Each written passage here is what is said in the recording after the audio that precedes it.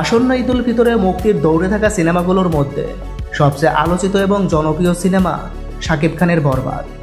King খানের এই সিনেমাটি বরাবরের মতোই দর্শকদের জন্য আগ্রহ একটু বেশি। বরবাদ সিনেমাটি পরিচালনা করেছে মেহেদী হাসান হৃদয়। এটা তার নির্মিত প্রথম সিনেমা। বরবাদ সিনেমায় ডালিউড কিং এর সঙ্গে জুটি বেঁধেছে ওপার বাংলার নায়িকা ইদিকা পাল,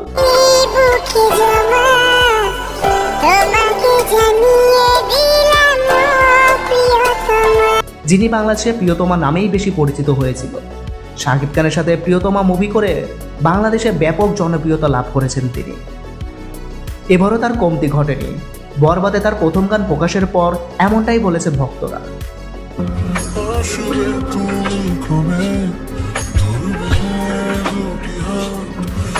গানটিতে শাকিব ইদিকার ভরপুর রোমাঞ্চ দর্শক শ্রোতাদের আগ্রহ অনেকখানি বাড়িয়ে দিয়েছে, সেটা আর বলার অপেক্ষা রাখে না।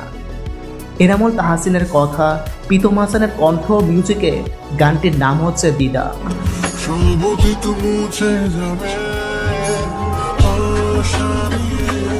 গত বুধবার গানের কয়েক ঝলক সামাজিক মাধ্যমে প্রকাশের পর দর্শকরা বলেছে চলতি বছরের সেরা রোমান্টিক গান হতে পারে এটি।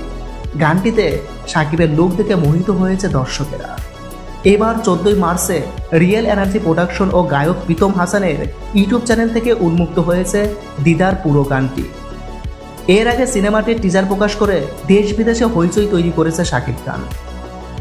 27শে ফেব্রুয়ারি মুক্তি পাওয়া 1 মিনিট 44 সেকেন্ডের এই টিজারে শাকিবের লুক ও অ্যাকশন দেখে দর্শকরা বলিউড এবং ভারতের সাউথ ইস্ট সিনেমার স্বাদ পেয়েছে। পাশাপাশি প্রেক্ষাগৃহের মালিকেরা সবচেয়ে বেশি আগ্রহী বরবাদে। টিজারে দেখা গেছে শাকিবকে হিংস্র এক রূপে, যে নিতুর জন্য পাগল এবং নিতুকে না পেলে পুরো দুনিয়া বরবাদ করে দিতে পারে। এই সিনেমায় নিতুর চরিত্রে অভিনয় করেছে ইদিকা পাল। অন্যদিকে স্বল্প উপস্থিতিতেই চমকে দিয়েছে পশ্চিমবঙ্গের অভিনেতা যিশু সেনগুপ্ত।